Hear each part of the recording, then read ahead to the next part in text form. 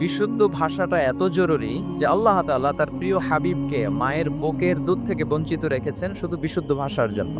একজন মানুষ সর্বপ্রথম কোন জিনিসের প্রেমে পড়ে জানেন? কথার প্রেমে পড়ে। কথার ধরন, কণ্ঠস্বর, তার অ্যাটিটিউড, তার শব্দের জাদু, এটা মানুষের হৃদয়কে জয় করে ফেলে। তো রাসূল সাল্লাল্লাহু আলাইহি ইসলামের এই এলোকোয়েন্স ছিল। তিনি বলতেন আল্লাহ তাআলা আমাকে সর্বমর্ম বাচন ভঙ্গির অধিকারী করেছেন। মানে উনি যেটা বলতেন এটা ছিল very precise in wording but comprehensive in meaning. এটার যে দোতনা, এটার যে appeal to the heart of the people, to the heart of the listener, এটা অসাধারণ। মানুষের হৃদয়কে জয় করে ফেলতো। আল্লাহু আকবার। তিনি এমন ভাবে কথা বলতেন, কথার মাঝখানে পজ দিতেন, মানে একটু থামতেন যাতে করে শ্রোতারা বুঝতে পারে। এত চমৎকার করে ওনার প্রেজেন্টেশন ছিল, বক্তব্য মালাগুলো ছিল, ফলে যারা শুনতেছে ইজিলি মুখস্থ করে ফেলতে পারে। রাসূল সাল্লাল্লাহু আলাইহি ইসলামের সবচাইতে বড় ভাষণটি ছিল বিদায় হজের ভাষণ, খুব সম্ভবত। ওই ভাষণের টেক্সটগুলোকে যদি একসাথে করা হয়, আমার মনে হয় 10 মিনিটের বেশি লাগবে না ওই টেক্সটগুলো পড়তে। তার মানে সবচাইতে বড় যে ভাষণ ওনার, ওটা কত ছিল? 10 থেকে 12 মিনিটের ভাষণ ছিল। আমরা তো ঘন্টার পর ঘন্টা বক্তব্য করি, তারপরেও তো আমরা মানুষের মনকে খুশি করতে পারি না। উনি সেই যে 1400 বছর আগে